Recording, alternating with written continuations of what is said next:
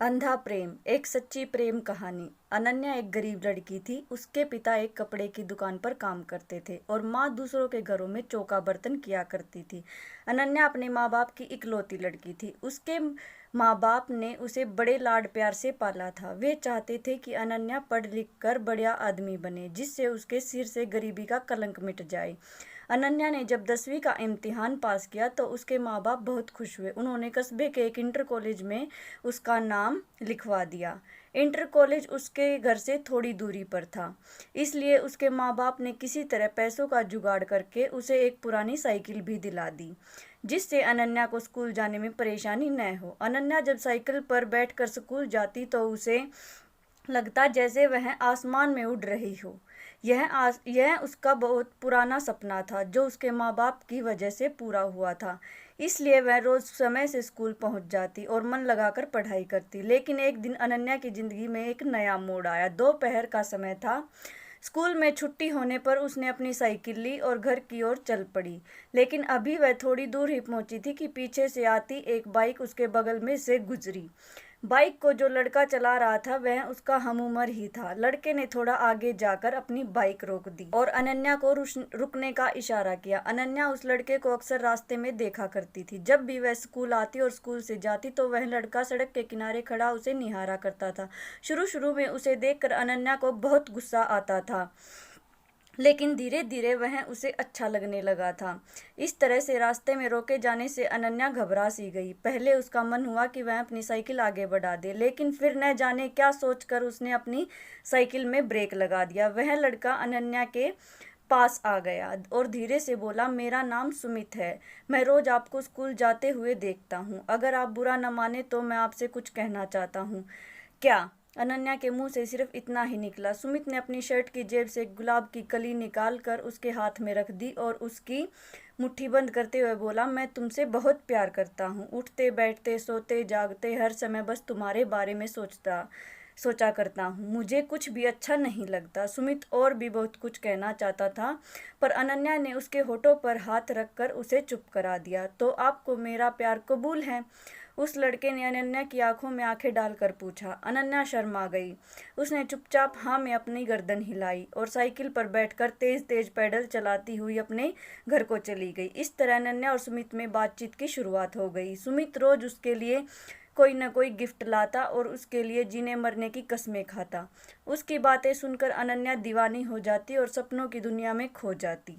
एक दिन सुमित ने अनन्या से कहीं घूमने चलने का आग्रह किया। पहले तो अनन्या ने हल्का सा नानुकुर किया, लेकिन फिर वह तैयार हो गई। उस दिन अनन्या बहुत खुश थी। वह तय समय पर उस जगह पहुंच गई जहां पर सुमित ने उसे मिलने के लिए कहा था।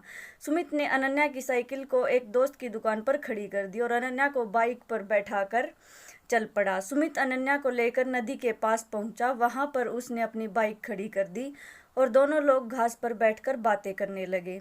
सुमित ने अनन्या से एक दो बातें की, फिर वह उसके करीब आ गया और उसके चेहरे से खेलने लगा। धीरे धीरे अनन्या पर एक नशा सा छाता चला गया। शायद वह सुमित के मन की बात समझ नहीं पाई, इसलिए उसने अपने आप को सुमित के हवाले कर दिया। दोनों लोग एक दूसरे के प्यार में खो गए और दो जिस्म एक जान हो गए। अभी वे दोनों लोग ठीक से नॉर्मल भी न हो पाए थे कि तभी न जाने कहाँ से वहां पर 3 लड़के आ गए। उन्हें देखकर अनन्या हक्का बक्का रह गई और जल्दी जल्दी अपने कपड़े सही करने लगी। यह देखकर एक लड़के ने उसका हाथ पकड़ लिया और अपने पास घसीटता हुआ बोला, इतनी भी क्या जल्दी है रानी, हम भी तुम्हारे दीवाने हैं। थोड़ा हमारा भी तो मनोरंजन कर दो। अनन्या ने कातर दृष्टि से सुमित की ओर देखा, पर वह अनन्या की मदद करने के बजाय हंस रहा था। यह देखकर अनन्या का हृदय चित्कार कर उठा, यानी कि यह सब सुमित की एक सोची समझी चाल थी। अनन्या आगे कुछ सोच ही नहीं पाई, क्योंकि वे तीनों लड़के उसके ऊपर भूखे भेड़ियों की तरह टूट पड़े थे। अनन्या मदद के लिए चिल्लाती रही और वे उसे नोचते खसोटते रहे। कुछ ही पलों में अनन्या की सहनशक्ति ने जवाब दे दिया और वह बेहोश हो गई। लगभग 1 घंटे के बाद अनन्या को होश आया। वे तीनों लड़के और सुमित वहां से जा चुके थे। दर्द की वजह से उसका शरीर की प्रत्येक नस फट रही थी। उसकी आंखों के आगे अंधेरा छाया हुआ था। उसके सारे सपने ध्वस्त हो चुके थे। उसे अपना जीवन समाप्त होता हुआ नजर आ रहा था। अनन्या सोचती रही कि क्यों मैंने सुमित की बातों पर विश्वास किया, क्यों मैं उसके साथ बस्ती से इतनी दूर यहाँ पर आई। अब मैं क्या मुंह लेकर अपने घर जाऊंगी, अपने माँ बाप को क्या बताऊंगी। मेरा ये हाल देखकर वे जीते जी मर जाएंगे। अनन्या के शरीर में बिल्कुल भी शक्ति नहीं बची थी। वह किसी तरह घिसटती हुई नदी के किनारे पहुंची। नदी का पानी कलकल करता हुआ तेजी से बह रहा था। अनन्या ने एक बार फिर अपने माँ बाप के बारे में सोचा, लेकिन साथ ही सुमित का चेहरा भी उसकी आंखों के आगे तैर गया और इसके साथ ही क्रोध, खीज और घिन के मिले जुले भाव से उसका शरीर कांपने लगा। अनन्या ने अपने दांतों को किटकिटाया, अपने शरीर की बची खुशी ताकत इकट्ठा किया और धीरे से खड़ी की। उसने अपनी आंखें बंद कर ली, हाथों को जोड़कर मन ही मन अपने माता पिता से माफी मांगी और फिर नदी में छलांग लगा दी। अगले ही पल अनन्या नदी में डूबने लगी। लेकिन अब न तो वह किसी को अपनी जान बचाने के लिए पुकार रही थी और न ही बचने के लिए संघर्ष कर रही थी। उसका मन अब भी अपने बेवफा प्रेमी के बारे में सोच रहा था। वह सोच रही थी कि क्या मैंने उसकी बातों पर इतना एतबार कर लिया, क्यों मैंने उससे अंधा प्यार किया, क्यों मैं उसकी नीयत को समझ नहीं पाई। अगर मैं ऐसा कर पाती तो शायद।